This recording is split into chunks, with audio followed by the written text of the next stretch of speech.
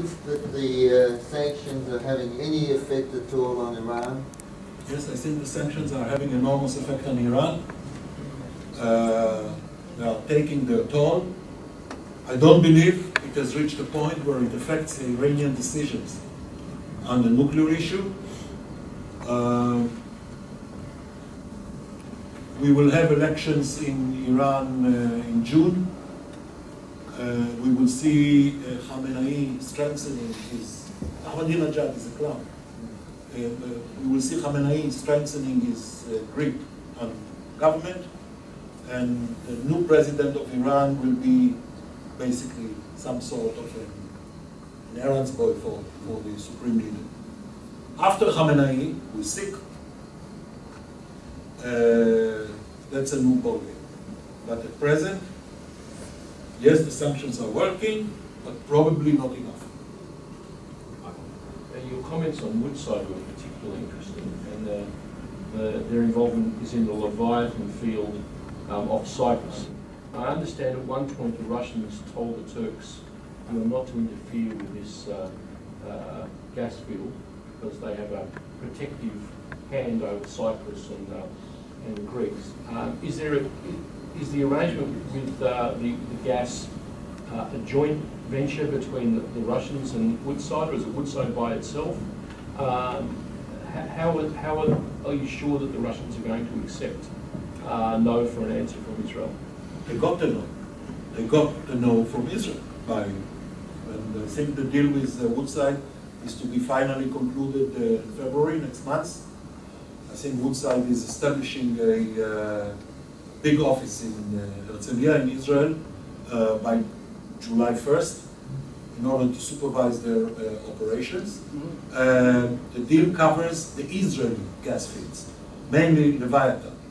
I suspect that one of the motivations of Woodside to go is because that there are serious prospects that there will be major other discoveries in other parts of the Eastern Mediterranean, which fall within the Israeli economic zone and the Mediterranean. Now, Israel and Cyprus are cooperating. The Cypriots have Block 12. I would assume that it makes economic sense for Woodside to try and have a part on the Cypriot field. I don't know that a deal on that has been done. The Cypriot president was 2 days ago in Beirut trying to work out the demarcation of the economic zone between Cyprus and Lebanon, so as to take away from Hezbollah any excuse to mount any operation against the Israeli, because there is some difference. The Lebanese claim some minor territory in the water in Israel, which it's not a big issue, but Hezbollah may use it as an excuse. So they are trying to work it out. And you have, of course, the problem of the Turks vis-a-vis the Cypriots, who gets the money from this. The Russians, I must say, were extremely quiet after the Woodside deal. No public criticism of Israel, etc. It all stayed very quiet. I agree with you that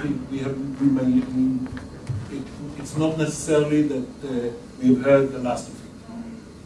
Is it all for export, this gas? This gas, I can go into the details because this is one of these. The dimension of it. Huh? The dimension of it. I don't remember the numbers, and the numbers that you have now are not important because there is much more there. The question is the cost of extracting, etc.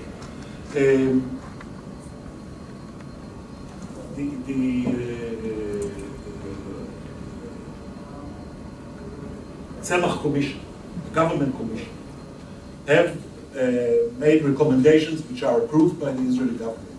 What percentage of the reserves can be exported? And to what extent you have to give to keep the gas in sea to fulfill Israel needs over the next 25 years.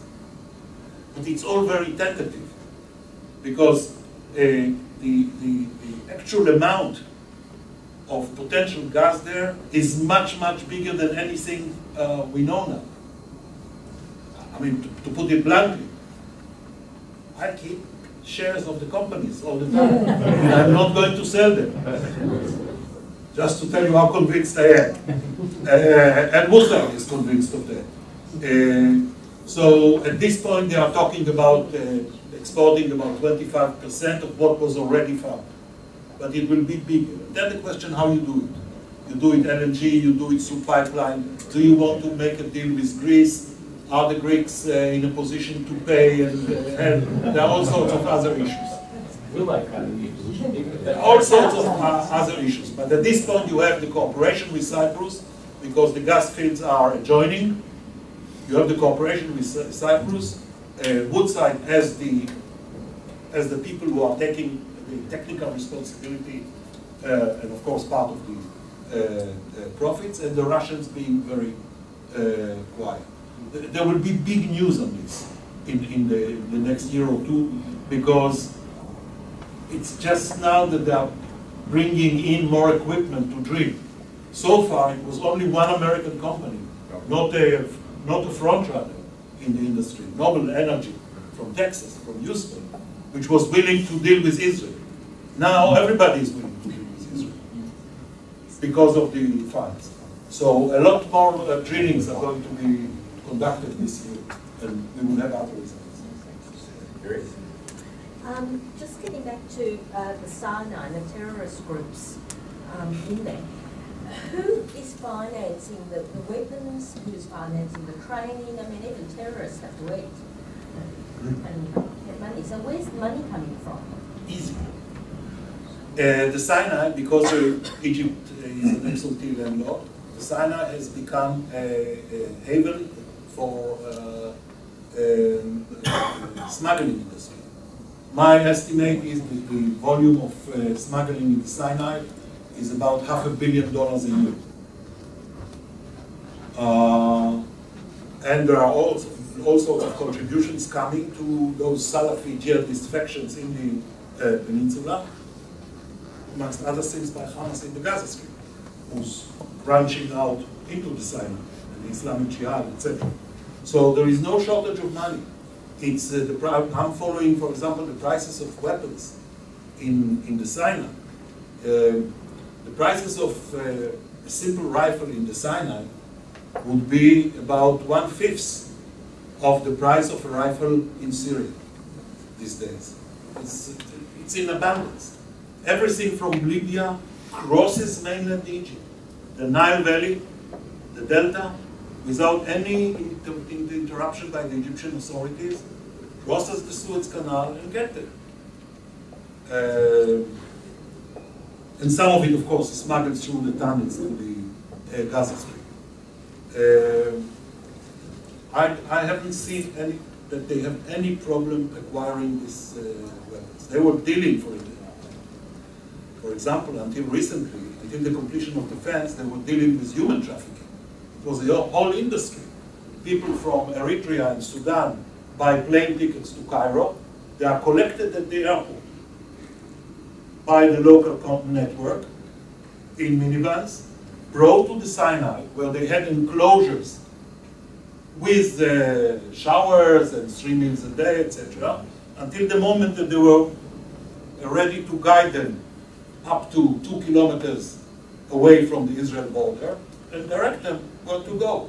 Now, the Israeli army was and is under instructions: you don't shoot at civilians. God forbid.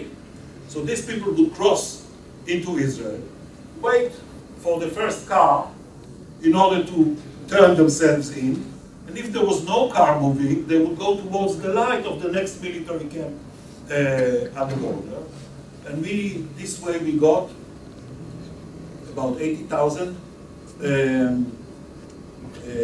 illegal immigrants from Africa. For the first time in Israel, first time ever in Israel, we now are facing the emergence of TB and other stuff. Defense is putting an end to it.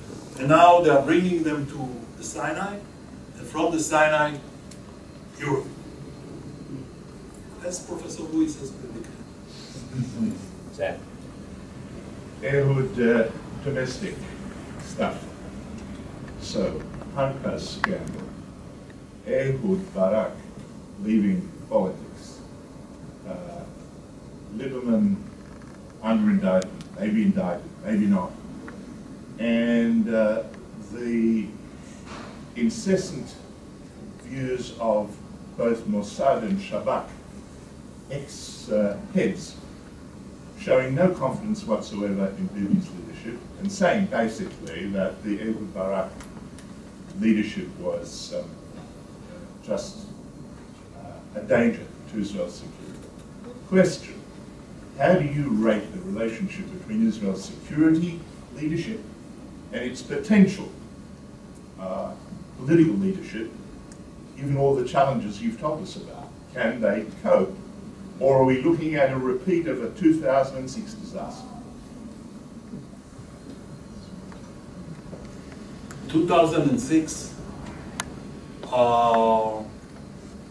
and by the way, ever since we have quiet on the Lebanese border. But 2006, the Prime Minister, I call him, and I know he has many friends in Australia. Anybody is welcome to quote me, and this can stay on the website. Mr. Know-All, Olmert, knows everything about everything, including how to conduct a war,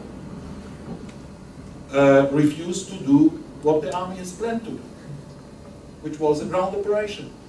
Overnight, you walk to the Litani River. That's what you do.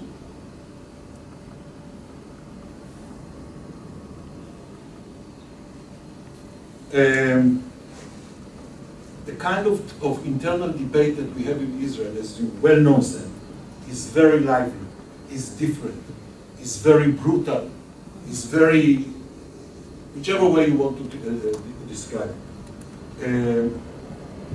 I believe that much of the criticism leveled at Mr. Netanyahu, and I'm not a Likud man, is unjustified. And why does Mr. So-and-so and Mr. So-and-so feel that they have to come the way they did in public to tell people you can't count on this guy because he's having a cigar during a very important discussion of Iran, or why did Barak have a glass of whiskey? I know Barak well. I know how much Barak can take. He's nowhere near the average Australian. He can have a glass of whiskey, a little, with a lot of ice. I mean, Churchill conducted World War II with a bit more than that. So this is the big argument. We don't have the time to go into the personalities, etc. Yes, there were people in the top echelon of the security organizations in Israel who did not feel comfortable with Netanyahu and did not feel comfortable with Barak. Barak is politically probably over. I beg to differ. I think that Barak is the most capable man we have. I think if we go to do something about Iran, I want Barak there at the driver's seat. And I'll quote to you the chief of staff after Barak, who grew up with him, Amnon Shachak, God bless his soul. They are both my age group, in the army, etc. They didn't become a general. Amnon used to say about Ehud Barak, if you are stuck in a deserted island out there in the Pacific, and you have to choose one man to be with you, you take Barak, because he's the guy who is going to build the raft and arrange and get you out of there. He's a good companion. If you need a friend, look for somebody else. And I think this is a good definition of Barak. Barak is not, he is Barak. But when it comes to serious stuff, it is. I believe that now, we have a much more coordinated system at the top. I think that after basically the move by General Ashkenazi to outmaneuver the political action of the government, force the government to give him a fifth year as the chief of staff, employing his own bureau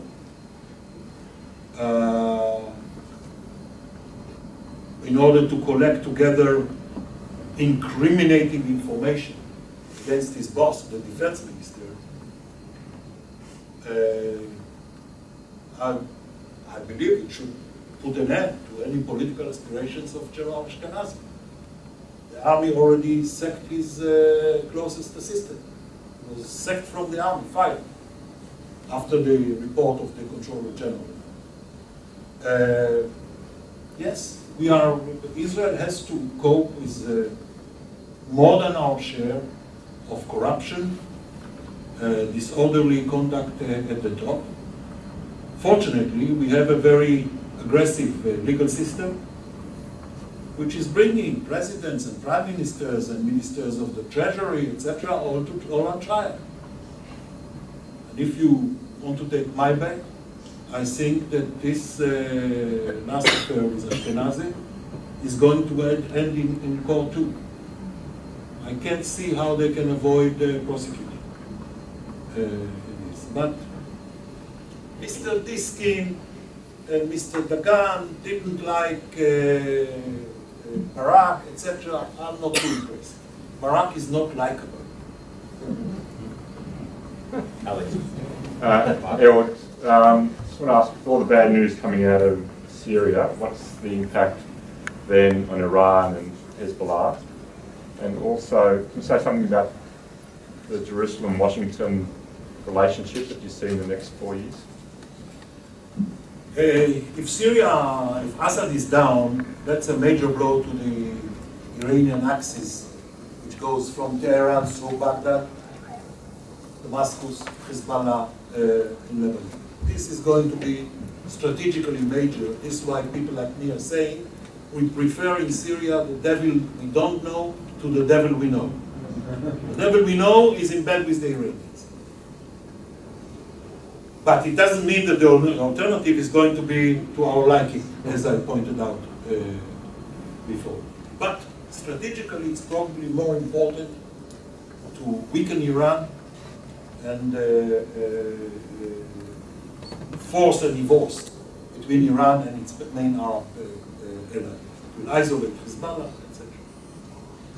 US and Israel. I think we are not a top priority for the US administration. I don't think we will see a repeat of Obama's, the beginning of first term when he came with all this phrase of the settlements, etc.